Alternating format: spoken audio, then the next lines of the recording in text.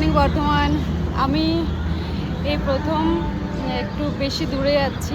এই যে আমার ডেজি। এখন আমি বর্ধমান থেকে 10 কিলোমিটার আগে দাঁড়িয়ে আছি।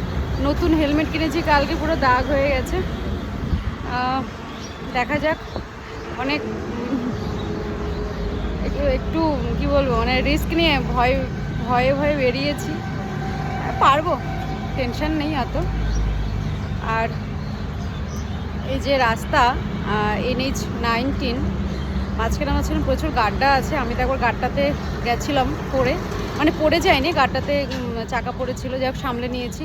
এই গাড্ডাগুলোতে স্কুটি পড়লে কি হবে আমি জানি না। তো যাই হোক, আরও খেয়াল রাখা উচিত সরকারের। এই রাস্তাগুলো ভীষণ ভাইটাল রাস্তা। আর প্রচুর রাস্তায় ওই সুপার বাইকারদের রেস হচ্ছে। এটা খুব সাবধানে ওদেরকে সাইড কাটিয়ে যেতে হবে, কারণ ওরা ভীষণ জোরে পাশ দিয়ে যাচ্ছে। যাই হোক, দেখা যাক। টাটা।